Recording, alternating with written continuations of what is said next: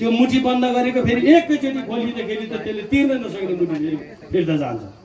यसो गरेर धेरै राख्नुहुन्न। यताबाट ल्याएको छ नि यताबाट बाँड्न पनि सिक्नुपर्छ। यो ईश्वरको भगवत गीता पुराणमा लेखिएको छ।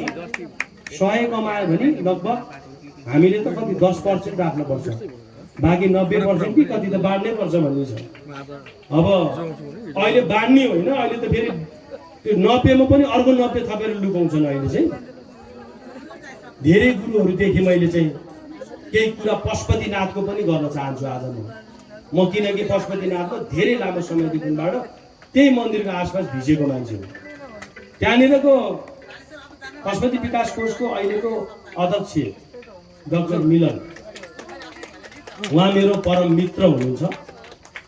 मैले उहाँलाई चाहिँ 2-3 चोटि भनिसकेँ क्या, माता झाँक्री साधु सन्त मन्तले त्यो खोलेको चप्पललाई चाहिँ के गराउँदो रहेछ भने मैले यसो देखेको, त्यहाँनिर स्वयंसेवक छन् क्या। स्वयंसेवक भनेर टी सर्ट लगाएका स्वयंसेवकहरू 1-2 जना छन्। जुत्ता चप्पल बाहिर खोल्न लाउने, चोर्न पठाउने उनीहरू नै रहेछ। अनि भित्र जुत्ता चप्पल लाउन नदिने। अनि त्यही स्वयंसेवकहरूले चाहिँ जुत्ता चप्पल चाहिँ फेरि चोरसँग मिलेर त्यो जुत्ता चप्पल राम्रो टिपेर ल्याइछ। बेलुका हामी आएपछि आधी बाँड्नुपर्छ भनेर त्यो जुत्ता चप्पल चोरेर लिएर जाँदो रहेछ त्यही स्वयंसेवकको मान्छेहरूले।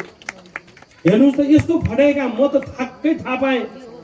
मेरो जुत्ता एक दिन खोल भन्यो, बाहिर खोल्नु भन्यो। अनि मेरो भाइ एउटालाई चाहिँ यो जुत्ता कसले टिप्न आउँछ हेरेर बस्यो भने पारीबाट हेर्न पठाएको। बोरा बोकेर दौडेर एउटा आउँदो रहेछ, हामी भित्र जान्छ समारेर त्यसलाई त्यहाँनिर गाला फुट्ने गरी हानेछ त्यो मेरो केटाले।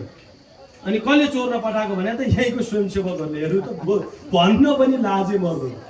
यहीँको स्वयंसेवकहरूले नै चोर्न पठाएको। दाइ मलाई छोडिदिनु भन्यो भने गौशाला प्रहरीलाई बुझाइदिउँ हामीले। अनि चोर्न पठाउने त लास्टमा स्वयंसेवकै रहेछ।